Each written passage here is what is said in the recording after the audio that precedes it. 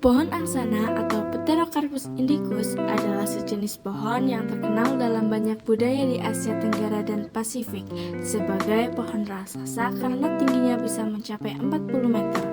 Pohon angsana memiliki kulit yang keras dan berwarna coklat gelap hingga merah kecoklatan dengan tekstur yang kasar dan berkerut.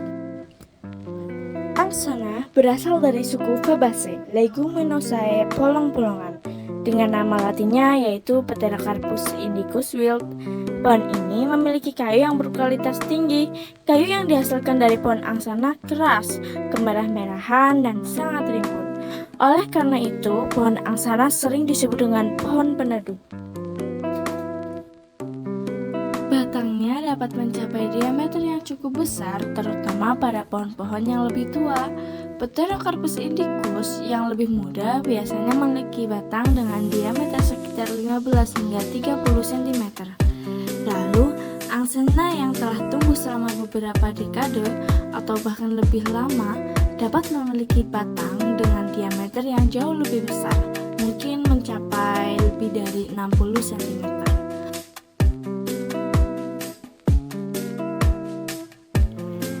Untuk pengamatan yang kami lakukan, kami mengamati pohon angsana yang terdapat di pinggir Cafe Zomia dan pohon angsana yang berada di Wisdom, lebih tepatnya di sebelah Gor Lembah.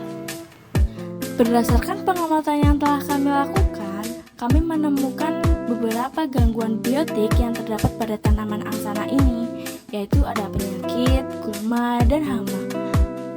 Berikut contoh penyakit yang terdapat pada angsana.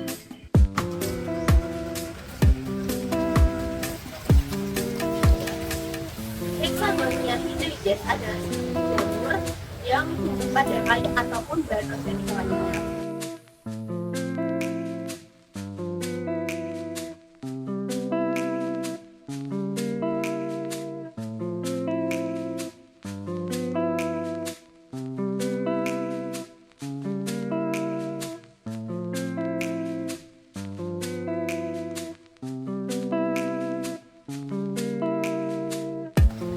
Dan jamur ini lebih menantang dibandingkan jamur. Kemudian, langkah dalam pengendalian jamur tampung adalah yang pertama adalah mengerikan atau membuang bahan organik yang sudah terinfeksi.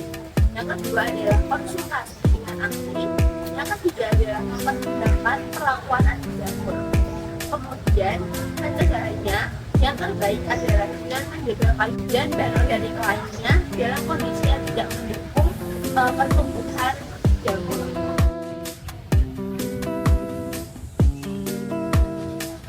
Penyakit bercak daun adalah penyakit pada tanaman yang ditandai dengan adanya bercak atau bintik pada daun tanaman.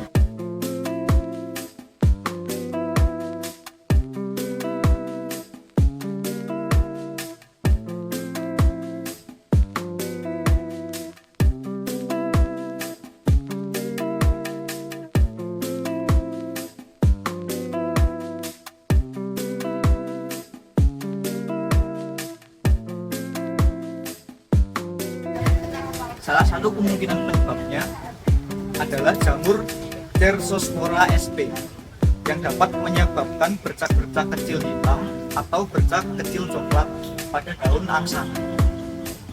Upaya pencegahan yang dapat kita lakukan adalah monitoring atau pengecekan secara berkala pada daun tanaman. Kemudian bisa juga dilakukan pengaturan jarak tanaman supaya mencegah spora tidak mudah tersebar ke tumbuhan lainnya. Untuk upaya pengendaliannya dapat dilakukan pemangkasan daun atau penghapusan daun yang terdampak. Kemudian bisa juga dilakukan pemberian fungisida. Selain gangguan penyakit pada pohon angsana, ada juga gangguan gulma. Berikut adalah gangguan gulma yang terdapat pada pohon angsana.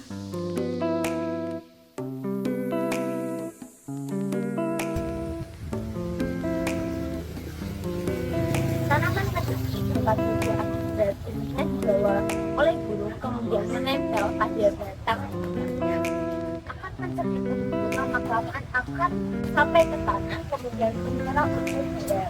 Hal tersebut membuat bertambah besar kemudian membentuk batang dan bersatu atau mencekik inang tersebut.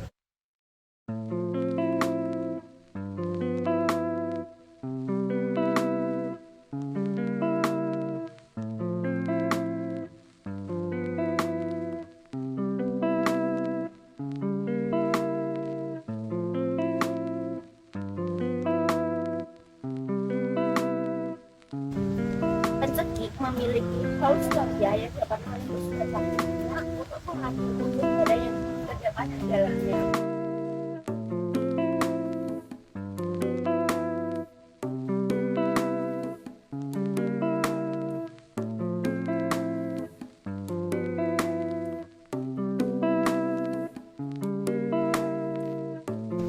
Kemudian, upaya mencegahnya dapat dilakukan adalah dengan memonitor secara berkala untuk mengecek apakah ada epifit yang menempel pada batang hidungnya. Kemudian, upaya pengendaliannya dengan cara pencabutan atau pemangkasan pencekik tersebut, atau secara manusiawi bisa dilakukan dengan penyemprotan. Dan yang terakhir adalah hama. Berikut contoh hama yang terdapat pada pohon angsana.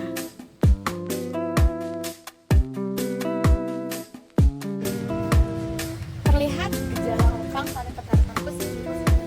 Apa penyebab dari gejala rompang tersebut? Yaitu disebabkan oleh sarana pemakan daun.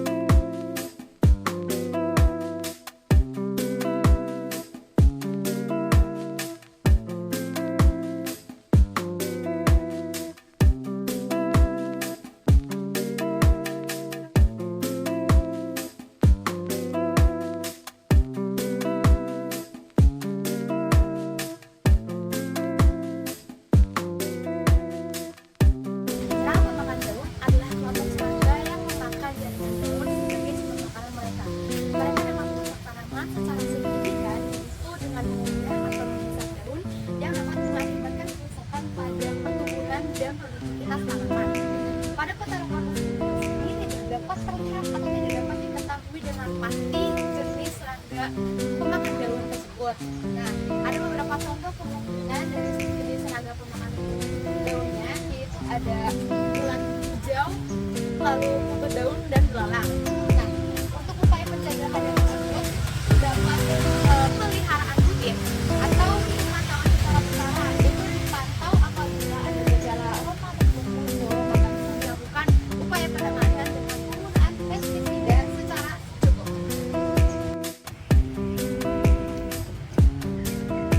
Seperti yang teman-teman lihat di sini, ada hama penggerek batang atau Scarathera festiva.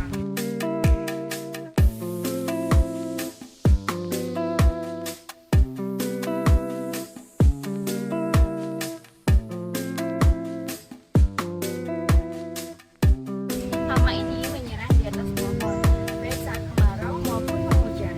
Mekanismenya yang pertama, mereka akan menghabisi pohon, kemudian menggali atau menggogoti kulit kayu. Setelah berhasil masuk, serangga penggerek batang akan mulai menggali jalan mereka di dalam batang pohon. Mereka akan menghasilkan terowongan di dalam batang pohon dan dapat merusak jaringan vaskular yang penting bagi pohon. Kemudian, serangga betina akan meletakkan telur mereka di dalam terowongan tersebut, yang nantinya akan menetas menjadi larva. Larva yang menetas akan mulai memakan kayu pohon sebagai makanan mereka. Mereka akan terus tumbuh dan berkembang di dalam terowongan, merusak kayu pohon secara bertahap. Adapun dua upaya pencegahannya, yaitu pemeliharaan rutin dan juga pemantauan secara berkala. Adapun upaya pengendalian, yaitu pemberian insektisida dan pemangkasan ranting yang terdapat. Selain dapat menyebabkan kerusakan pada pohon, baik pohon yang masih hidup ataupun pohon yang sudah mati.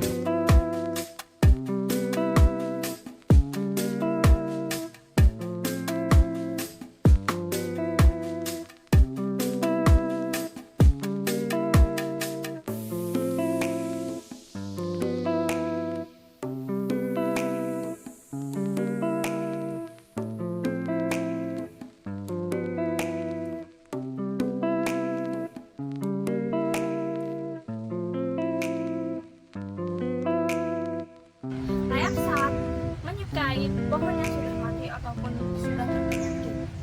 Rayap menyerang kayu karena di dalam kayu itu